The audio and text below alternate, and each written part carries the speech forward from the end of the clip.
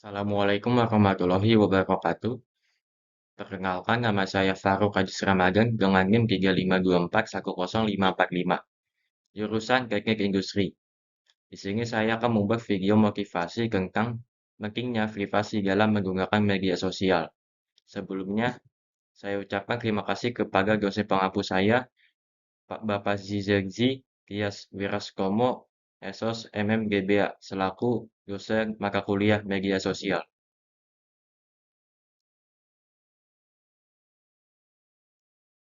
Di era digital ini, media sosial telah menjadi bagian penting dari kehidupan kita.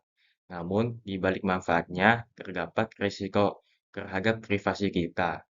Hari ini, kita akan mempelajari apa itu privasi digital, mengapa penting untuk menjaganya, serta langkah-langkah praktis untuk melindungi informasi pribadi kita.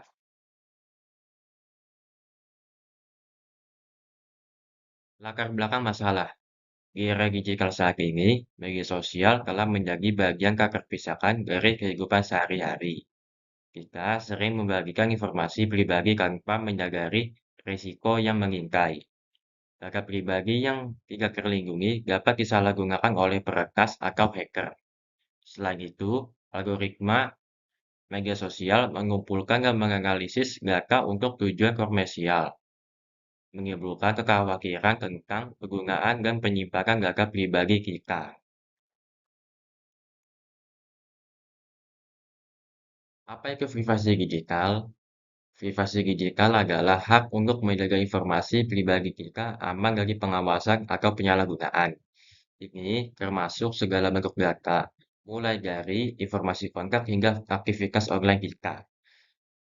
Di dunia yang semakin koneksi, menjaga privasi digital kita adalah langkah penting untuk melindungi identitas dan kehidupan kita. Mengapa privasi di media sosial penting?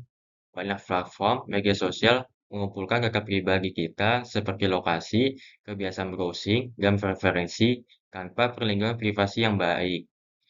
Data tersebut bisa disalahgunakan oleh pihak ketiga untuk tujuan yang tidak kita inginkan, seperti iklan yang tidak relevan atau bahkan pencurian identitas.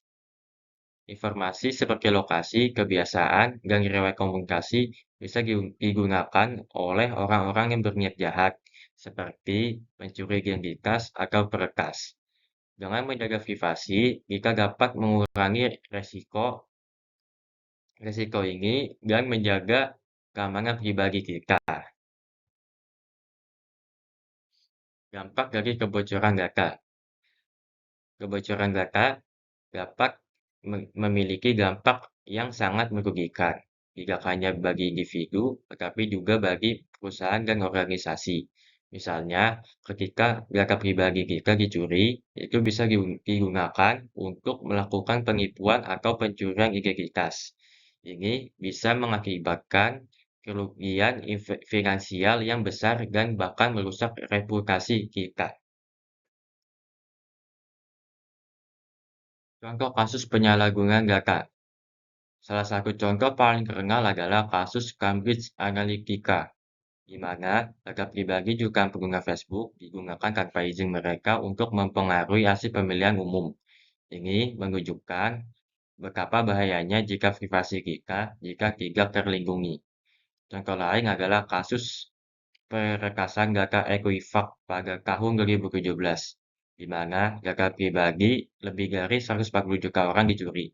Data yang dicuri termasuk nomor jaminan sosial, tanggal lahir, alamat, dan sampai nomor SIM. Kedua kasus ini menunjukkan betapa pentingnya menjaga privasi digital. Bagaimana menjaga privasi di media sosial? Yang pertama, pastikan untuk selalu mengatur pengaturan privasi di setiap akun media sosial yang kita miliki. Batasi siapa saja yang melihat informasi kita. Setiap platform memiliki fitur pengaturan privasi yang berbeda, jadi luangkan waktu untuk mempelajarinya. Yang kedua, berpikir dua kali sebelum memposting sesuatu. Apakah informasi tersebut terlalu pribadi atau bisa membahayakan diri kita di masa mendatang? Ingatlah bahwa sesuatu yang kita posting di media sosial akan sangat sulit untuk menghapusnya sepenuhnya jika sudah diposting di akun media sosial yang kita miliki.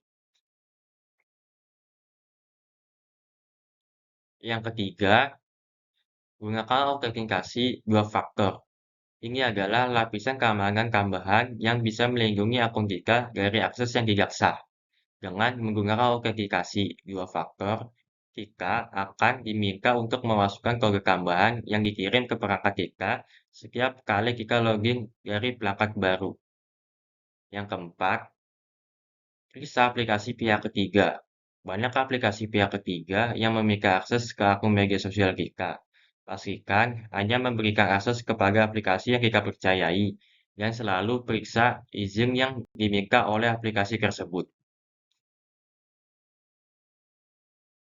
Kebijakan privasi platform sosial. Setiap platform media sosial memiliki kebijakan privasi sendiri. Penting bagi kita untuk membaca dan memahami kebijakan tersebut, sehingga kita tahu bagaimana data kita akan digunakan. Misalnya, seperti Facebook memungkinkan pengguna untuk mengontrol siapa yang bisa melihat postingan mereka. Sementara Instagram memiliki fitur untuk menyembunyikan cerita dari pengguna tertentu. Sekarang edukasi dan kesadaran. Edukasi dan kesadaran tentang privasi digital sangat penting. Semakin banyak orang yang paham tentang pentingnya menjaga privasi, semakin aman kita semua di dunia maya. Kita harus selalu memperbarui pengetahuan kita tentang perkembangan terbaru dalam teknologi dan privasi untuk melindungi diri kita sendiri dan orang-orang di sekitar kita. Kesimpulan dari video ini adalah menjaga privasi kita di media sosial bukan hanya tentang melindungi informasi pribadi, tetapi juga tentang menjaga keamanan dan kenyamanan kita dalam menggunakan media sosial. Dengan menerapkan langkah-langkah sederhana, kita bisa membuat dunia maya menjadi tempat yang lebih aman.